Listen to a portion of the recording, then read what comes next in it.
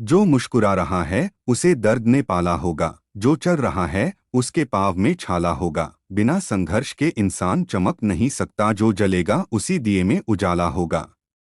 संघर्ष क्यों बचे संघर्ष से? संघर्ष ही तो जीवन की आत्मा है। जितना कठिन संघर्ष होगा उतनी ही शानदार जीत होगी। एक बार एक किसान भगवान से बहुत ही नाराज हो गया। किसान बहुत मेहनती था, बहुत मेहनत से वह खेतों में अनाज उगाता, उसकी देखभाल करता, पर अक्सर उसकी फसल खराब हो जाती।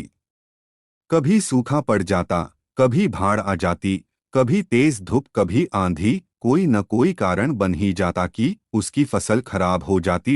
एक दिन वह किसान गुस्से में आसमान की ओर देखकर भगवान से कहता है ईश्वर, आपको लोग सर्वज्ञता मानते हैं कि आप सब जानते हैं, कहते हैं कि आपके इच्छा के बिना एक भी पत्ता नहीं हिलता।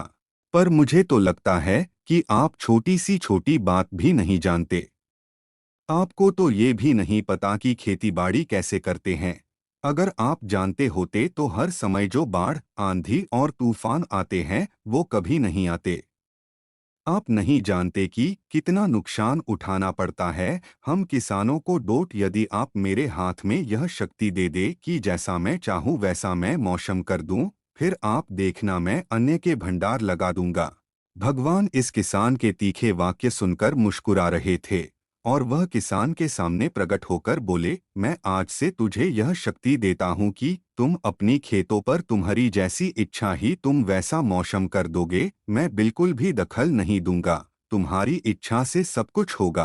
किसान बहुत खुश हो गया। किसान ने गेहूं की फसल अपनी खेतों में बोई।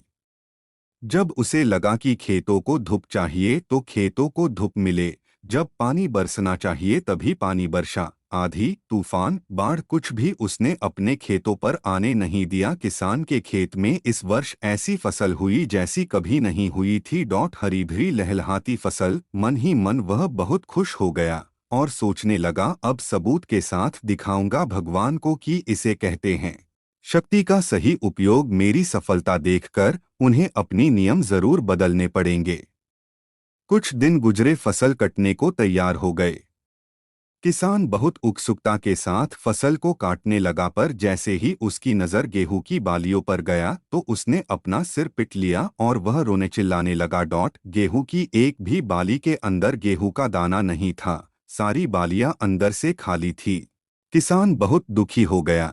उसने भगवान को रोते हुए फिर पुकारा, हे प्रभु, तुमने ये मेरे साथ क्या किया? क्या तुमने मुझे कोई सजा दी? भगवान बोले, पुत्र, ये तो होना ही था। तुमने पौधों को संघर्ष करने का मौका ही कहाँ दिया। ना तो तुमने उन्हें आंधियों से जूझने दिया, ना तेज बारिश से सहने दिया और ना ही धूप में तपने दिया। एक भी चुनौती का सामना तुमने उन्हें नहीं करने दिया। इसीलिए सारे पौधे अंदर से खोखले रह गए। जब आंधी, तूफान, तेज बारिश और धूप पड़ती है तभी ये पौधा अपने अस्तित्व को बचाने के लिए संघर्ष करते हैं, और इसी संघर्ष से एक बल पैदा होता है जिसमें शक्ति होती है, ऊर्जा होती है। और यही ऊर्जा पूर्ति तेरे गेहूं के दानों की तरह जो नहीं फूटी, तूने उन्हें कठिन परिस्थितियों से गुजरने ही नहीं दिया जहां उनके अस्तित्व का जन्म होता। सारे बालियां इसीलिए खाली है, इसमें एक भी गेहूं का दाना इसलिए नहीं है क्योंकि तुमने अपने पौधों को संघर्ष कराया ही नहीं। याद रखिए, स्वर्ण में सवर्णीय आभात तभी आती है जब वह आग में तपने, गलने और हथौड़े से पीटने जैसे संघर्षों से गुजरता है। कोयले का टुकड़ा हीरा तभी बनता है जब वह उच्च दाब और उच्च ताप की मुश्किल परिस्थितियों से गुजरता है। इसी तरह यदि हमारी जिंदगी में कोई संघर्ष ही ना हो, कोई चुनौती ही ना हो, तो हम भी गेहूं की बालियों की तरह खोखले रह जाएंगे, कोई अस्तित्व नहीं होगा हमारा। विपरीत परिस्थितियां, चुनौतियां, समस्याएं हमें और अधिक निखारती है। यदि जीवन में कठिन परिस्थितियां और चुनौतियां आए तो घबराना मत, बल्कि सामना करना। विश्वास करना कि आप और अधिक निखर जाओगे और अधिक मजबूत बन जाओगे। किसी ने कितना सही कहा है, जिंदगी जीना आसान नहीं होता, बिना संघर्ष कोई महान नहीं होता। जब तक ना पड़े हथौड़े की चोट